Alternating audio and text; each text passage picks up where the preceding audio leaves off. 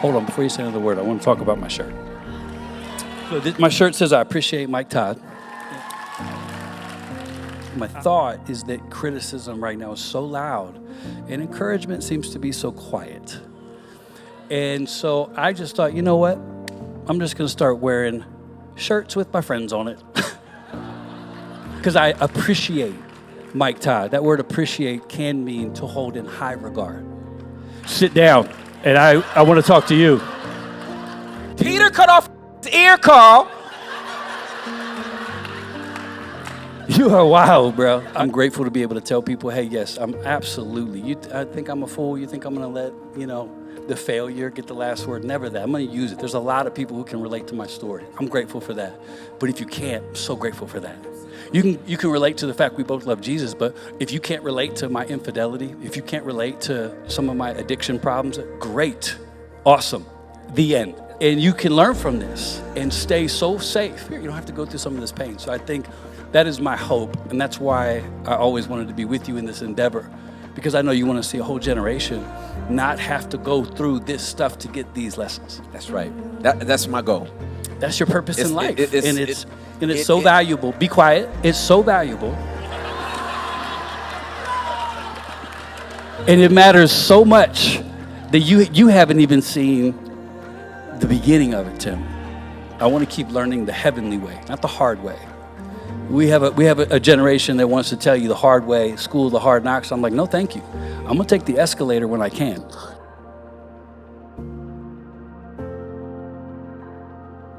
Lights on. I hope you're loving this episode.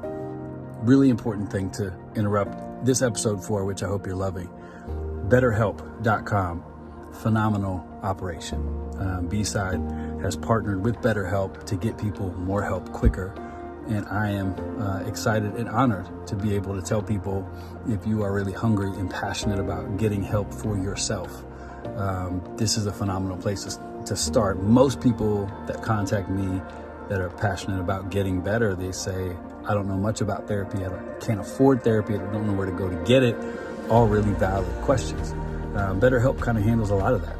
And so if you know today you might need some help because you're human, and you want to talk to somebody, go to BetterHelp/lightson, and you get 10% off anything you do from there. And I think it's worth a shot. It's worth a call. So before you go back to this episode, have a quick think. Do you have the people in your life who need to help you?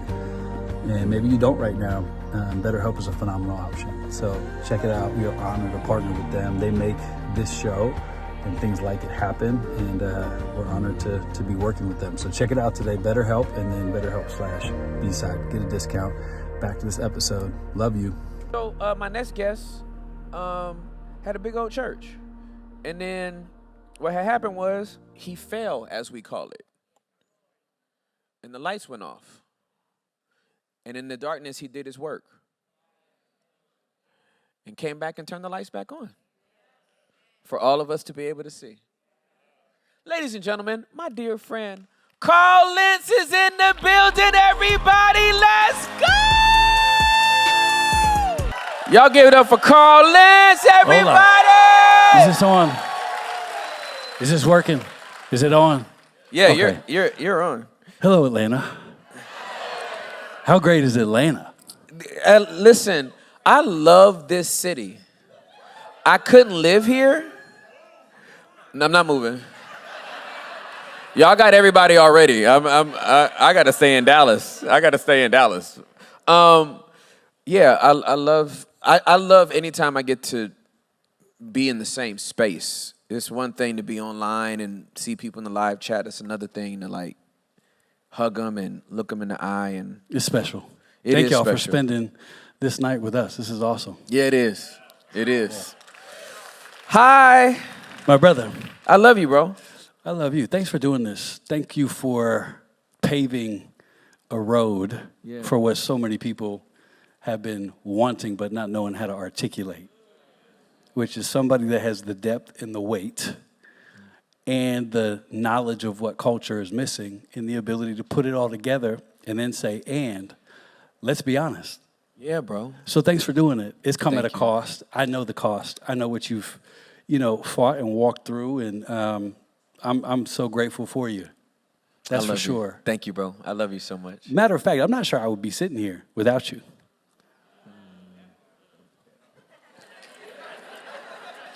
I mean, it's your idea with the vulnerability thing, bro.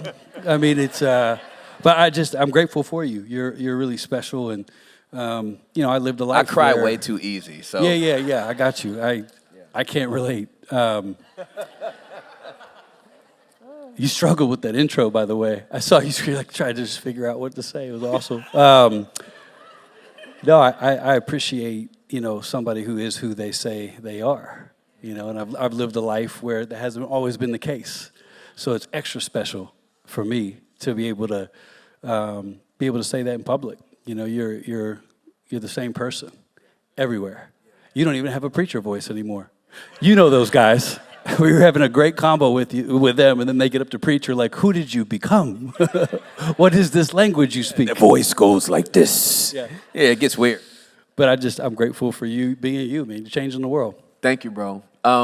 So I used to, I don't know, I don't know what it is about us here. We've been through some things, bro. That's what it is. My nose starts tingling. I start crying. Anyway, so I remember telling Carl, dang, it just gets me every time. But I remember when we reconnected in Tulsa, and Mike was like, "Hey, Carl wants to come up here, but I'm not gonna sign off on it unless you come up here, talk to him."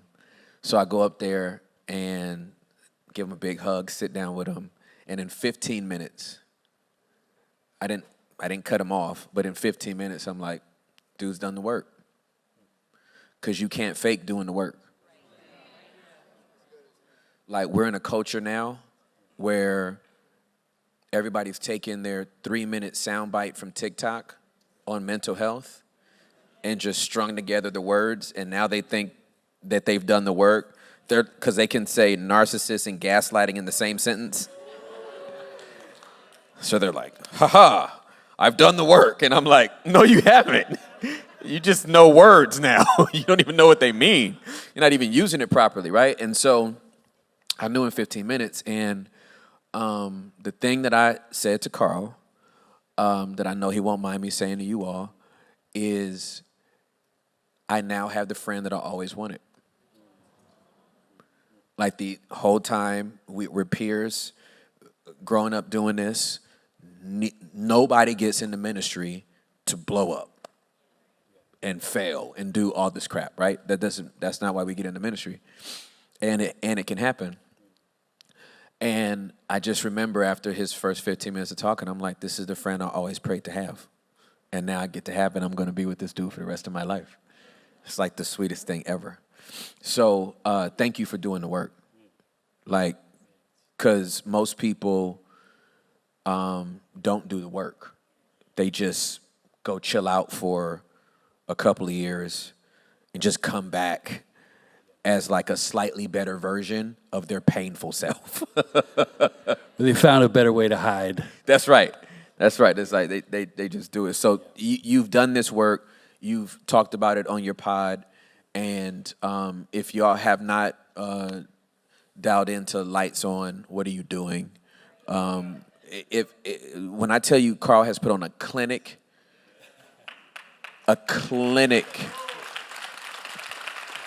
No, it really has been.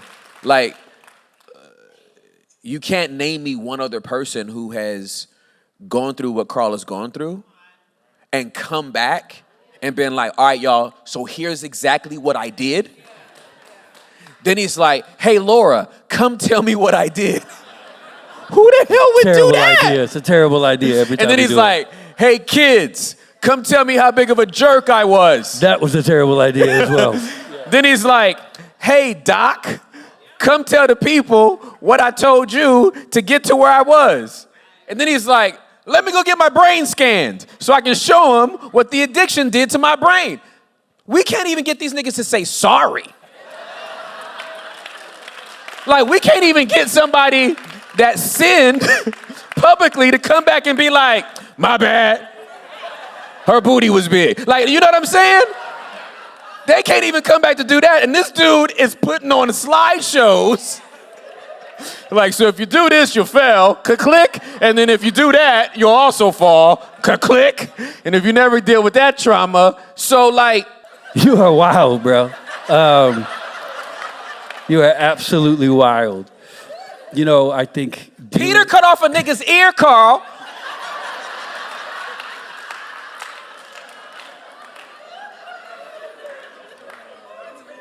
But he wasn't a pastor, you know, that guy, you know. When it comes to dealing with that, there was a poet named Sean Carter, and he said, I've heard of this you shoot me, you're famous. I shoot you, I'm brainless. What's a brother to do? Right. And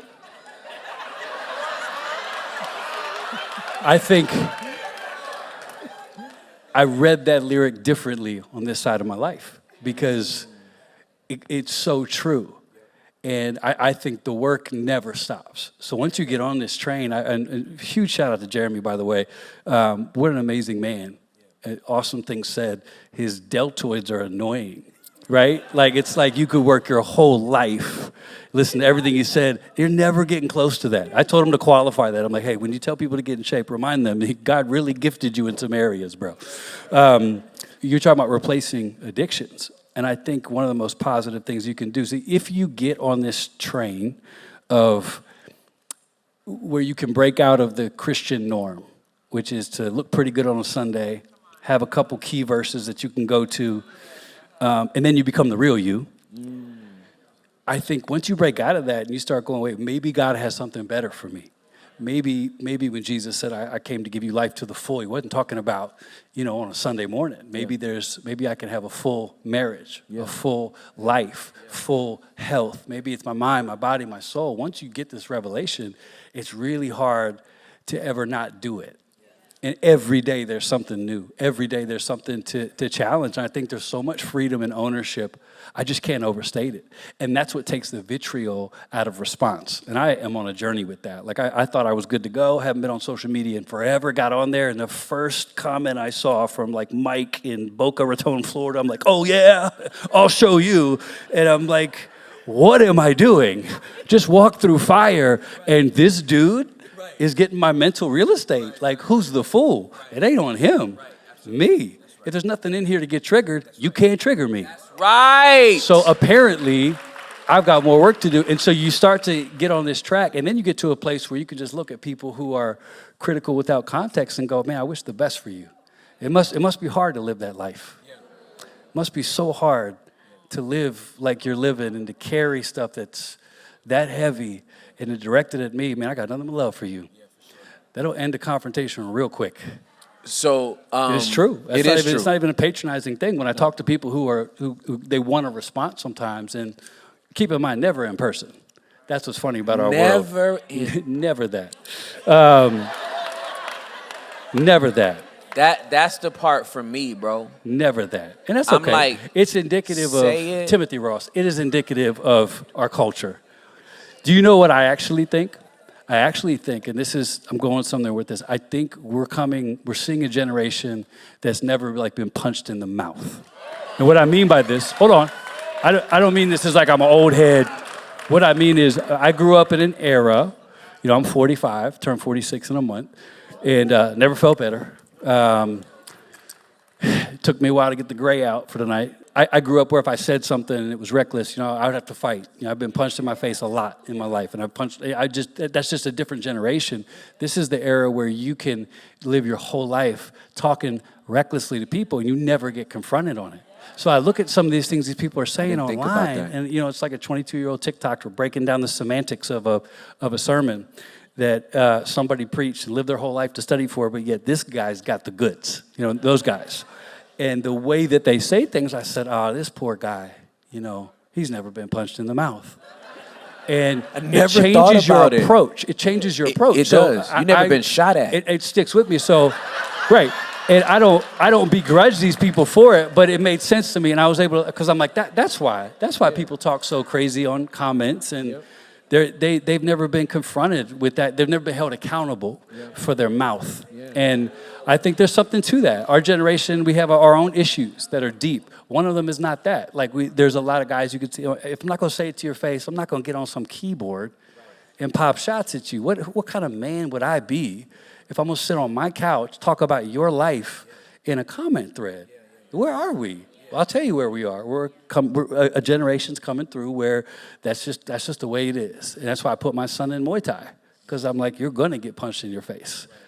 And you're going to punch others in their face. And you're going to see what a confrontation is like, because I want you to know there are consequences, you know. And so that's just something that I've realized, you know, on this side more than ever. I look at, you know, guys who talk a lot. I'm just like, man, of course you do. Of course you talk a lot. And it's not my job to fix you. And that's a change of growth in my life that I wasn't prepared to even, I mean, I kept praying. And you know, sometimes some of the work of the soul is hard and you don't see a lot of fruit. So you think, until you're in a situation where you know you would do something different. You're like, I did something awesome. What's happening to me? Like, me and Laura had a miscommunication this morning, and I was on my way to the airport, and I was like, hey, a little bit of kudos for how mild-mannered I was. She laughed. She was like, oh, my gosh, you were waiting for me to do what I would typically do. And I think that's the beauty of growth, is you don't know it until you're in the spot, and then you feel God's presence, and you feel a little bit different, and you're like, wow, I'm not reacting the same. I am not a victim to my brain, my chemicals, my feelings, my vibes. I'm sticking to my principles, and that takes a lot of work. And that's why it's no fun. And people are like, I'd rather just go with my vibes and my feelings, because that's easier to do. But I've just found that this work is so beautiful because you find yourself in spots where you're just like, man, I don't have a reaction for you. It's not my job. I used to think it was definitely my job. Like if there was a waiter that was tripping, or if there was a TSA agent that gave you that 15th, I'm gonna run your bag again. Really? There's nothing in there, bro. It's like, it's my job to let him know. And on this side of the tracks, it's a much freer life to go, you know what, not every fight's my fight. Not every person is my target for change. And what do you gain? Then you start judging yourself. And you're like, I was such an idiot. Then you got to give yourself grace. And you have this whole therapeutic moment with yourself. And you're like, thank God, I'm definitely not where I'm going to be, but I'm not where I was. And right where I am is pretty special. And I think there's a little bit of a delineation with the accept yourself vibes, because I believe in that. But the way that I say, when people say, what's a big change in me? I say, well, I've learned how to accept myself. Doesn't mean we accept our sin and our failure. It means I accept where I am in my growth process. Today, I didn't get it all right. But tomorrow's a new day. And look how far I've come. And I'm going to attack that thing with some joy. That's a mindset shift. And I think there's a lot of peace in that. So the work never stops. And coming all the way back around to people who are critical without context, I genuinely can look at people like that now and just go, I hope you learn the good way, which is from heaven. The bad way, hey, I'll let you know how that goes. There's so many times in my life, the Holy Spirit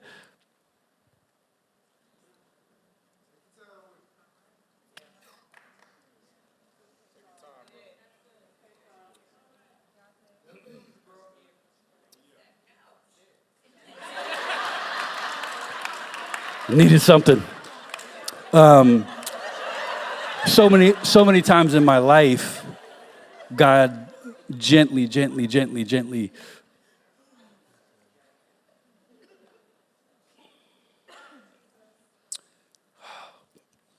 I'll get there. Just tried to help me, lovingly, warn me, move me, get in my way, over and over and over. Somebody asked me with you one time, are you mad at God? I said, God? There's a lot of problems in my life, and God wasn't one of them. Like, are you disenfranchised? Disenfranchised? I'm lucky to be in the program. Like, Jesus has never failed me a day in my life. In fact,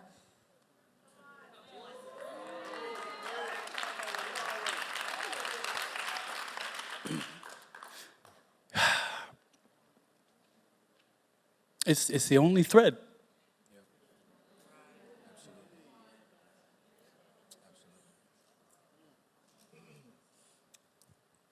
It's the only thread through my whole life has been God's faithfulness.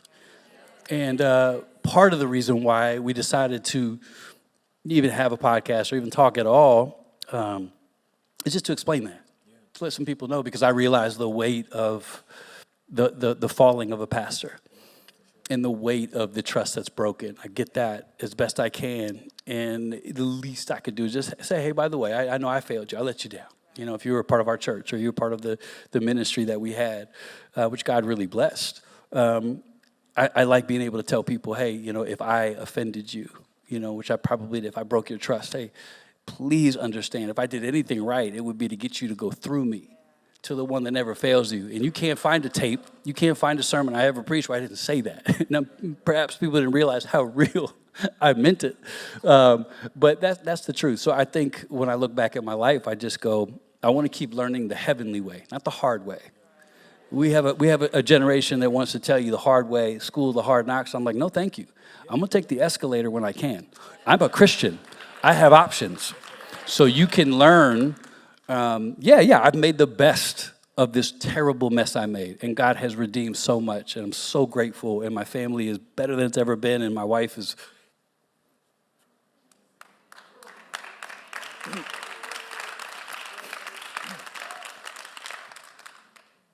You know, she's better than I deserve. And God can do that. He can restore broken things. But you don't have to break them. You don't have to. And I know we're here tonight because you and I know there are people here and that will hear this. If it was just for them, hey, you're on the verge of breaking it. You don't have to. And I think when I was just sitting back there thinking about vulnerability and how it's fear that stops you. Like it's a trap. There's this cloak that goes over you, and you don't even think like, what if I tell somebody? What if you tell somebody and you get help? What if you tell somebody and you find out you've been robbing yourself anyway by hiding that thing? What if you told somebody and you did lose some stuff and then found out you didn't need the stuff anyway and God brought you the better stuff? And like, what? Take your chances. That's why, we talked about this before. Nobody gets away with anything.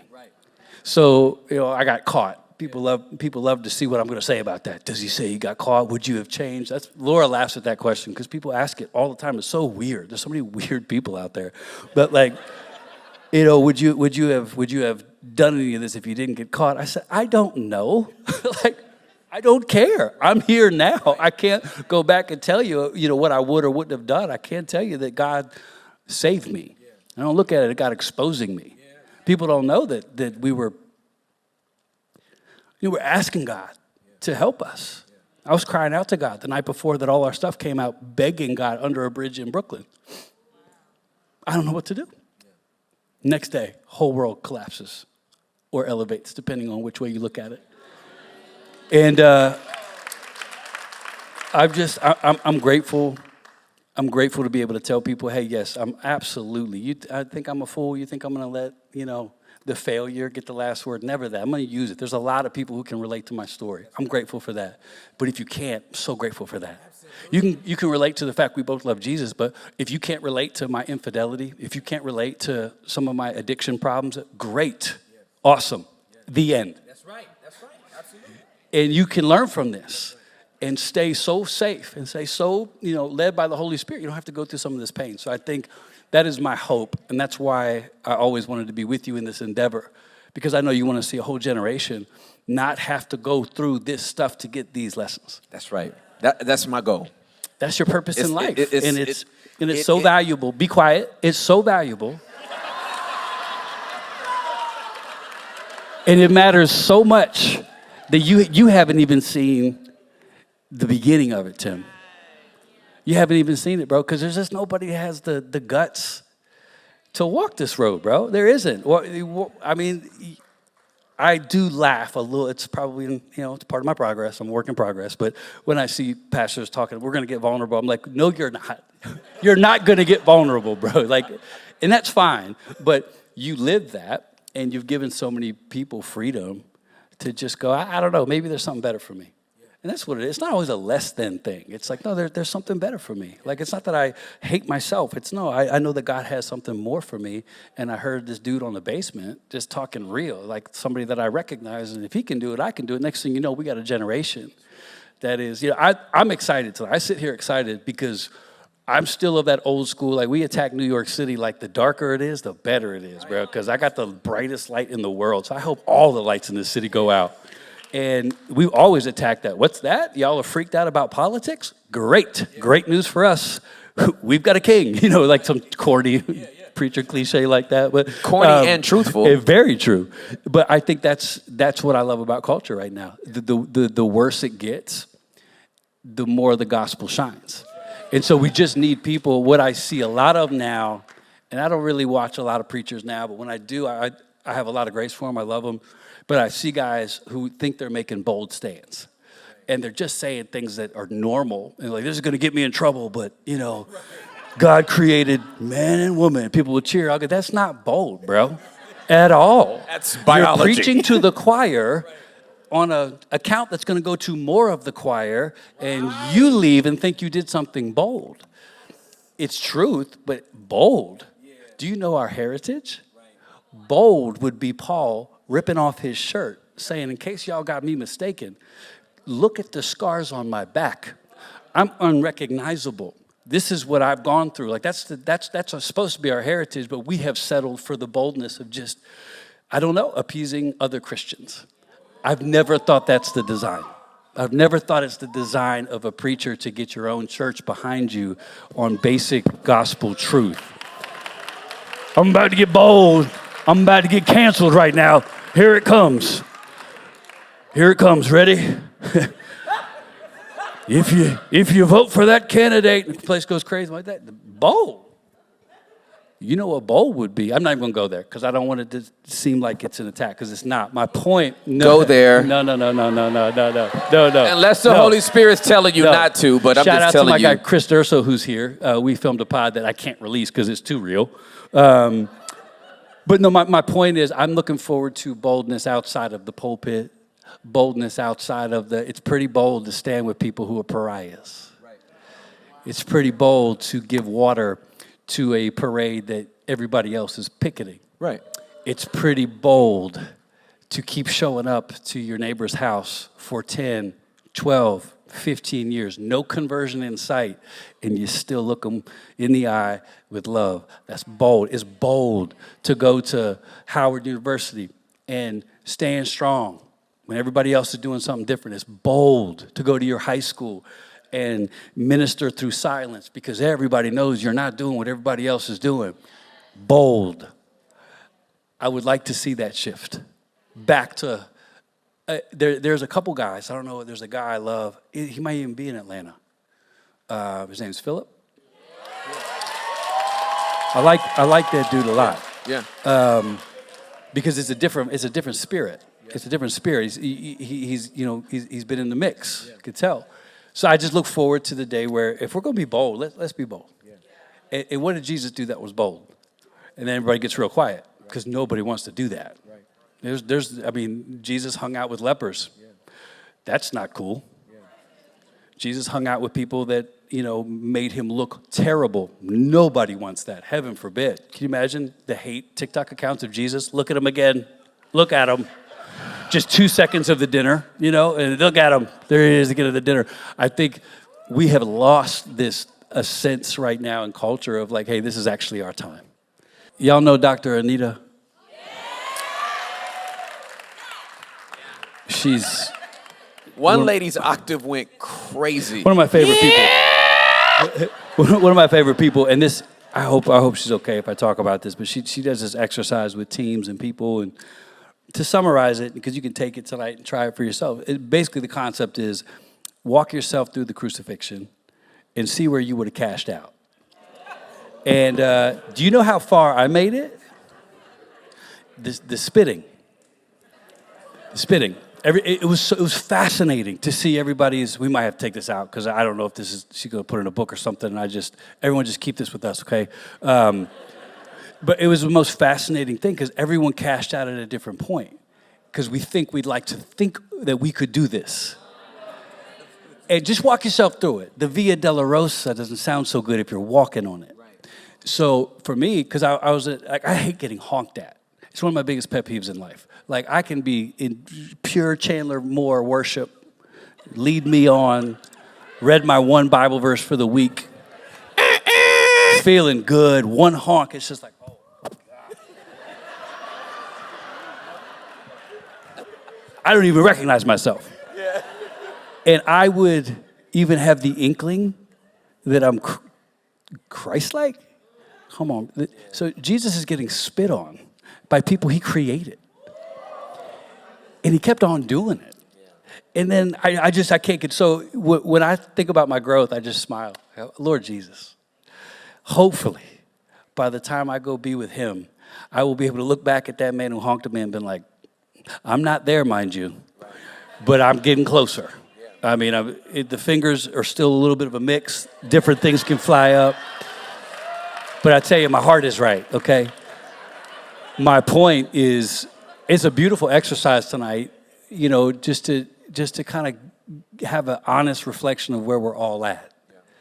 Oh, you want to talk about this guy? You're a follower of Jesus. Right. Be like him. Gotcha. Yeah. And it really puts everybody in their place. Yeah, it does. Even the TikTok theologians. Yeah, for sure. Even the people, even those people, like, hey, just do a quick walk through the crucifixion. Where would you tap out? I wouldn't have even made it. Hold on, before you say another word, I want to talk about my shirt. Because I don't know when this is going to end. It could end at any time. You don't give any details because, I don't need them. I'm looking over my shoulder. The keyboards are coming up. The worship team's coming up from the back. My shirt says, I appreciate Mike Todd. And I feel like, and I have another one that says, I appreciate Tim Ross. And my thought is that criticism right now is so loud and encouragement seems to be so quiet. And so I just thought, you know what? I'm just going to start wearing shirts with my friends on it. I don't care. I love it. Because I appreciate Mike Todd. That word appreciate can mean to hold in high regard. It's different than thankful. It's different than grateful. It's like a little bit of a middle ground there. And I hold him in high regard. And I sit back and I watch this man continue to grow, steward a platform, and I laugh. I was laughing with him the other day. I said, Mike, what's so funny about you is that, for the low-hanging fruit Christians, and there are so many, sure, once you reach a certain level, you're going to get those people for the rest of your life. You can do nothing right, and they're just going to sit there, and they're going to say what they're going to say. But the vast majority of people, when you get to know a person like that, like I said, Mike, what's there not to appreciate about you? Let me get this straight. Okay, let me break Mike down for you. Pastors the church. Church blows up. He didn't choose that. God just did it. And we can talk about celebrity pastors in a second, which is the dumbest phrase in the history of phrases. Church blows up. Platform grows. Mike stays humble. Platform grows. Mike stays humble. Platform continues to grow. Mike stays humble. Loves his wife. Loves his children. Preaches sermons. Studies the word. Goes to the gym. Picks up his kids. Plays with his son. Takes his wife on a date, goes and lets his daughters do whatever they want to do to his hair. We're sitting in the gym, trying to prepare a sermon. Daughters come in. Dad, we want to color. Sorry, guys, I got to go color. See you, Mike. Comes in, does it week after week after week. What's there not to like? Where have we gotten to in a world where you see this man who happens to be a black man, might be something there as well, which we can talk about at another basement destination. I think some of the vitriol is extra because of that reason. But I laugh. I'm going, so let me get this straight. So we don't like, we're now going to talk negatively about a guy who has done nothing but remain faithful. Spotless integrity. Continues to be exactly who he says he is. And these people who want to talk about theology, I've sat in Transformation Church for 2 years straight. Rarely miss a Sunday. Seen this man preach Jesus, preach the gospel. You can have your opinion with preference. I've got no issue with that. But when people take it to this other level, I just feel sad because you're missing out. And if you're doing it to Mike, you're doing it other places in your life. For sure. So if you don't like, someone was like, well, Mike, the way that he teaches is so extra. I said, extra to who? To you? Cool. Not to me. I'm ADHD. I want to see it. You would have hated Jesus as well. The moment he picked up that mustard seed, you would have been like, extra. Where's the gospel? Right. Oh, I'm sorry, the living gospel. The moment Jesus picked up that mustard seed, see, told you, this guy's full of it. Look at him doing all these theatrics with the mustard seed. Jesus, give us the goods. Hey, I got... I've just wanted to say That bro is still a leader and a preacher par excellence. To pull that out right there. we're just talking. Sit down, and I want to talk to you. Respectfully. It's my guy. It's my brother. But I like to challenge people on it if I get a chance, because it's not my job. He doesn't need defense. It's what's so beautiful about Mike. Me and Charles were Metcalf. We're laughing. That's my struggle, hey, though. This is great. I know, hold on. But me and Charles were laughing. And we were like, because we were watching Mike work out. He's got these killer glasses on his outfit. And we were like, hey, man, if his critics knew how unbothered he was right now, it would just ruin their day, because he is the epitome of someone who's comfortable and confident and content in the protection of God. He's human. Words hurt. And there's nobody in the world. Anybody who tells you they don't feel that stuff, they're lying. They hurt. They do. I know that from experience. But my point is this. Okay, you don't have to like every church. Cool.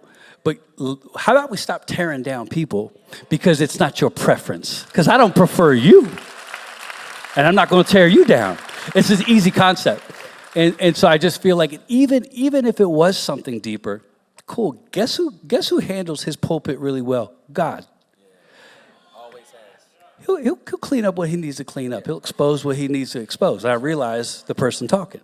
So my point is, I'm just really grateful, and I appreciate Mike Todd for who he is and for who he's not. Appreciate him for what he does and what he does not do. And that man is a real friend. Real.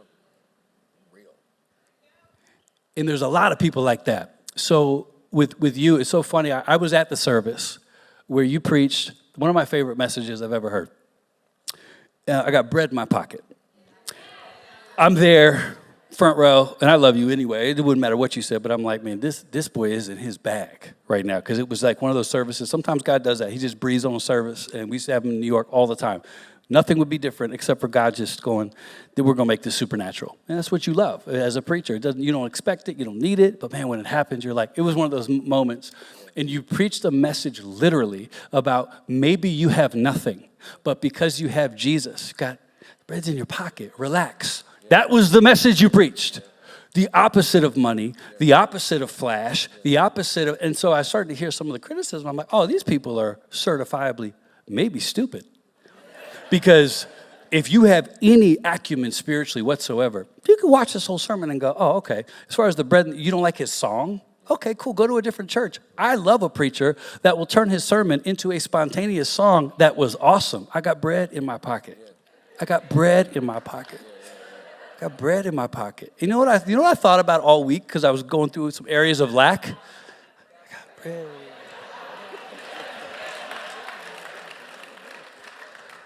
What's wrong with us that we can't see somebody preach beautifully, be spontaneous, be creative, be kind, and then the place is going nuts, and you see this go on, and we know, we've been around the block, I mean, we're in Atlanta.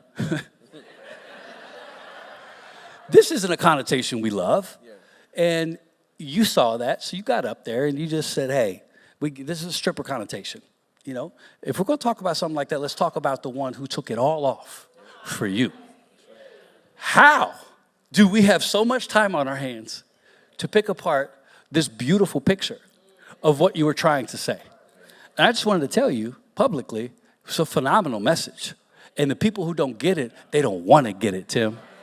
Because that was to me such a beautiful moment. And it had nothing to do with calling Jesus a stripper. How many brain cells do you choose not to use with some of these critiques? I'm like, you really think Tim got up there? If you're there, I'm like, you know what? I can't with these people. It's not my job. Tim doesn't need it. Mike doesn't need it. My gosh, I wish I could just take a page out of the old book and just go say something here. But I wanted you to know it was beautiful. I appreciate your preaching. I appreciated that message. And I pray there's so much more of that. I think there's going to be young men who are going to see that message, and they're going to go, I didn't know that I could be free and fun and rap and be theologically sound. And you're one of the best, brightest theological minds we have in the kingdom, Tim Ross.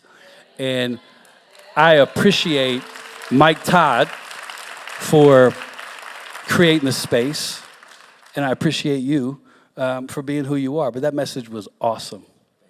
It was incredible. I just been wanting to say that for dang near. When you did it, Damn I is forgot okay where we here. are. Damn is here. Good here. Thank you. That's the truth. So I appreciate Mike Todd. That's my friend. And we are who we are. I appreciate you. So you're gonna try to cut this off, aren't you? I can see it coming.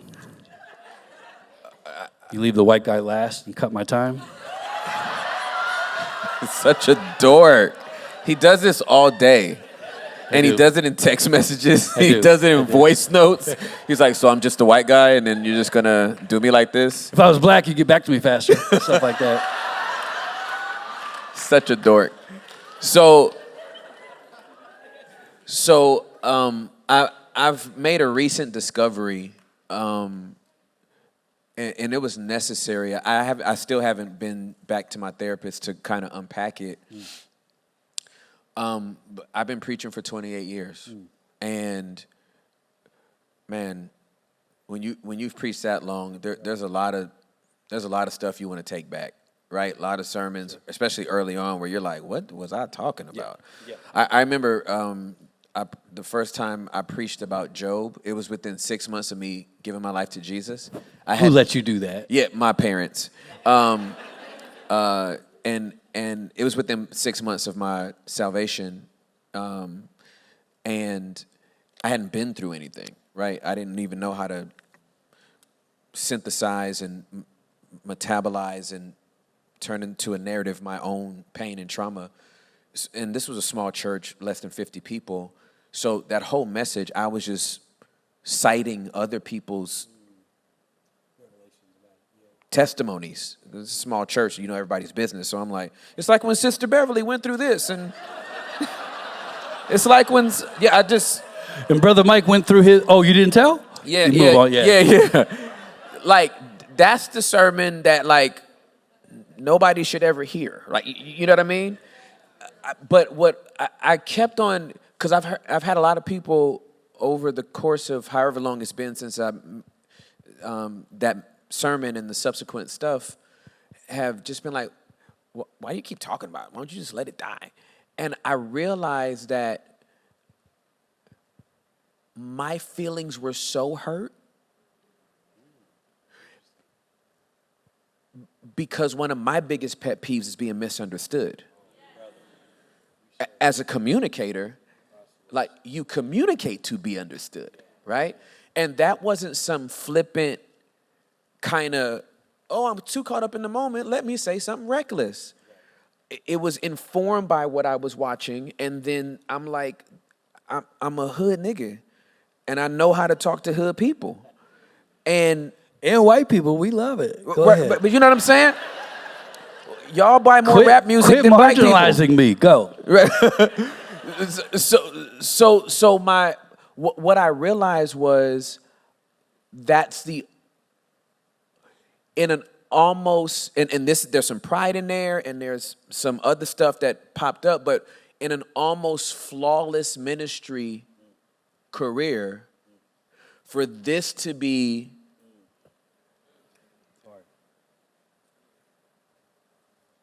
magnified to the point that I'm a false prophet, that I am a false teacher, that my theology isn't rooted in Scripture, that I'm some type of sensationalist, that's, you know what I mean?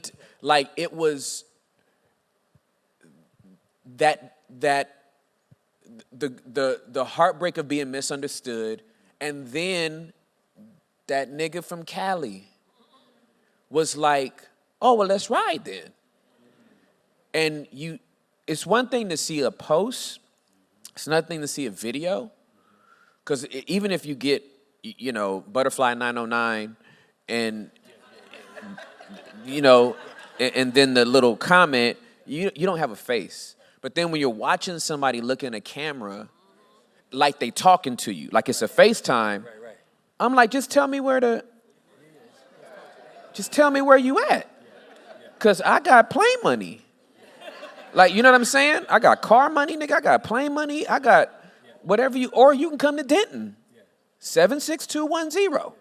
You can't come to the house because you won't make it to the door. But we can meet. We can meet at some place neutral in the spot, and I just want you to say it with the same energy. You turned my whole life into a 90-second soundbite. You've drawn conclusions off of one episode of a lifetime series that at the time was 48 years in the making, and now I'm reduced to this. I want you to say it. I want you to look me in my retina and my cornea. I just need you to say the same thing the same exact way, because I just need to know what you're about. Since you know what I'm about, we don't conveniently know what you about. And so let me give you the petty before I give you the revelation. The way I'm constituted, and this is, I haven't done this, but I'm telling you my thought process that to hold me accountable, that I never do it. I'm not a broke nigga, and I got more time than you.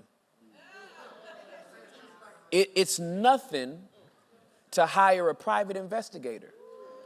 I got the resources for it. To track you for 6 months. To find out when you drop your kids off, where you work, what time you pick them up, what time you eat dinner, where your P.O. box is at, where you bank, where you go to the cleaners, all of that. Come back after 6 months of that recon, then I just choose where do I want to pull up. If you don't get to this revelation, It's coming. Before you incriminate yourself. I just want to tell you, I want to, you know what I'm saying? We got it. You get it? Yes. Okay. So. I love you too much. Revelation, please. Okay. I'm just telling y'all, when Jeremy talked about... You take it seriously, brother. Yeah. When Jeremy talks about there's a monster, like you got to know what you crucifying is ugly. My petty ain't a response like here. It's, I'm driving up there with the John Wick trunk. And then I just want to know if it's going to be the same as on the video. Okay. While all of that ugly, because I'm not saying this to glorify it, that's ugly.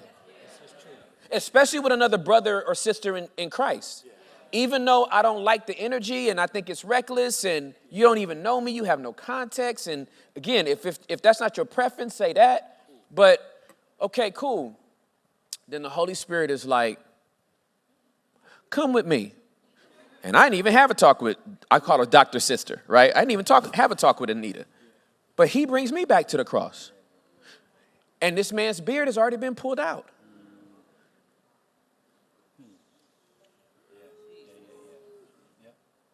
He still has spit on his face. He's already been struck with blows. He's disfigured. He's not recognizable. They've pushed a crown of thorns in his head. They've split his back open.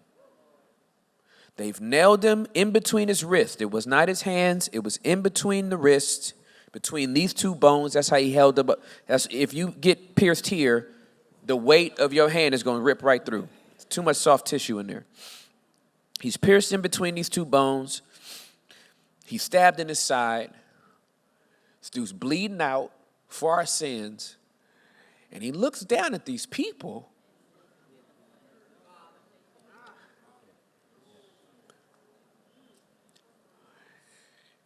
And he makes one of the most self-aware, spiritually attuned, emotionally attuned,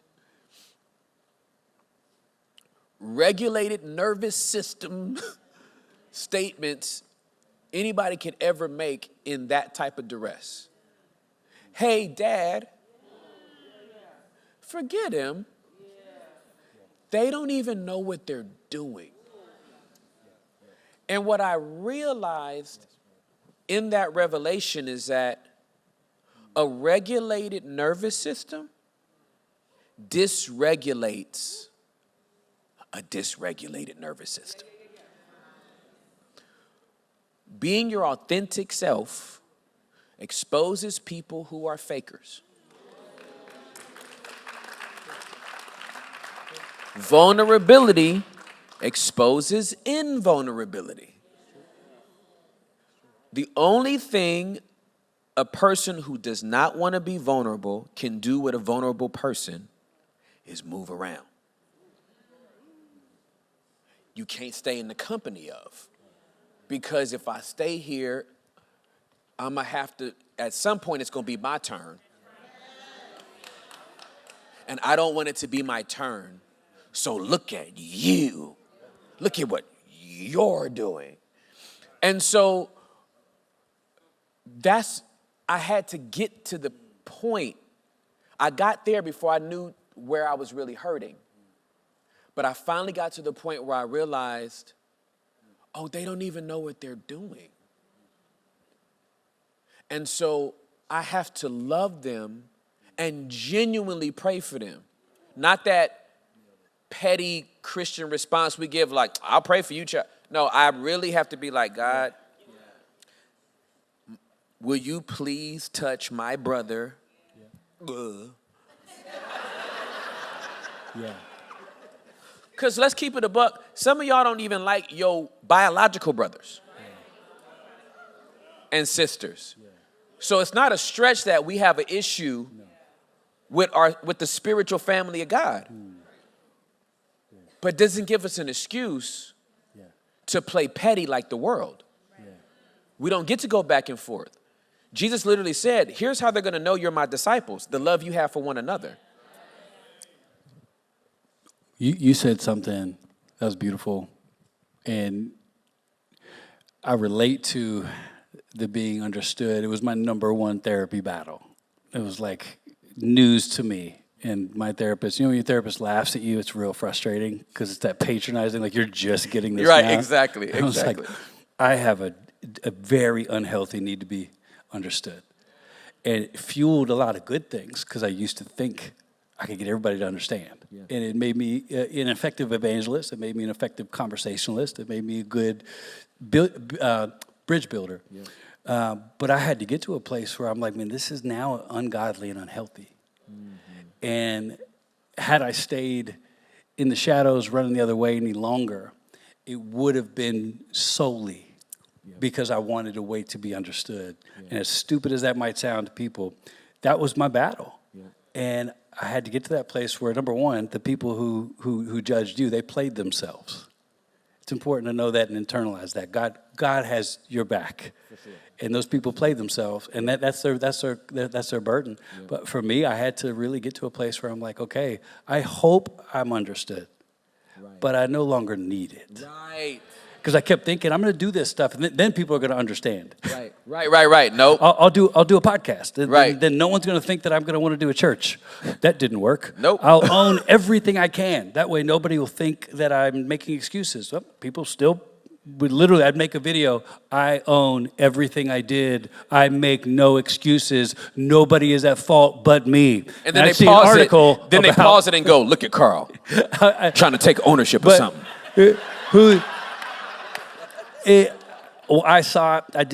Someone sent me something just about they were upset with the semantics of my apology. And I went, but God used it to give me compassion and more faith to go, hey, who's the fool? Who's the fool? This person judging the semantics of my apology, which is hard to judge. I'm sorry, by the way. I mean, I'm sorry. I don't know any other languages. I don't speak it. Lo siento. Oh, caliente. That's all I got, bro. For years, it got me through New York. I said I'm sorry. You said hot. Yeah. Just trying to keep it real. That's all I got. But I got to a place where I feel like I'm standing firm in now, and I want to keep walking in this path of being able to get to a place someday where I could take spit to my face. I'm not there, but I'm getting closer every day. Every time I walk away, every time there's nothing triggering, every time someone insults my wife, my kids, there's a time where people were attacking my kids. I remember thinking, there's got to be a line, right? And then you go back to the cross, and you bring that story. So it's a harder life sometimes to be a Christian, and we don't talk about that either. shall. And I think we should add in some of our altar calls, by the way, hardest choice you could ever make. Yeah. Hardest choice you could ever make. So I'm so glad you want to accept this free gift of salvation. I'm so glad you recognize that this is grace that you have not earned, but God gave it to you anyway. I'm so glad you know that there's nothing, height, depth, that could separate you from the love of God. Yeah. And I don't know if you want all this, bro. That's what I'm saying. Like, you may not want this smoke. It's so much more fulfilling at times to not be a Christian. Yeah, for sure. I'm just going to keep it real. Yeah, and you can pick apart the word fulfillment all you want. What I'm saying is it feels so much better sometimes to do what's wrong. Yeah. And it's in those moments you find out where your faith is. For sure. It's in that moment you find out, is this real? Because whoever gave young people the line that sin is bad marketing by us. Because a lot of sin, it feels really good. Yeah, it does. And we're afraid to even say that. Yeah, it's absolutely. Like, sex is bad. If your kid has had anything close to it, they're like never going to listen to you again. Right, because you're obviously lying. Exactly. And a lot of us grew up in that generation where we were told don't have sex is bad. Right. And we were like, it's definitely not bad, which means bad. You're full of it. That's right. So everything you say for the rest of my life is now colored by this prism of your lack of authenticity. Right. So I think it's okay to sit with young people and say, hey, if you want to live with your girlfriend and have sex every single night and do what you do, it's going to feel good. Maybe for a long, long, long, long time. Is it right? Is it God's will? Yeah. Is it God's best? These are better questions. That's right. Right or wrong, speaking as a guy who's, recovered from some addictions and I'm in recovery for the rest of my life, people don't understand. Like somebody asked me one time, like, what were you thinking? I'm like, oh, so you've never left your house. Right. You've never read a book on addiction. You don't understand, like when you are in the throes of your own sin, it's not like you're calculating that you have given over your ownership rights to sin. And you always have the right to do that as a Christian. It's not a matter of feeling. And that's where we've gone wrong. Like, come on up, receive Jesus. This is going to be the best day of your life. Yeah, and the worst. Yeah, that's right. He's going to fulfill your dreams.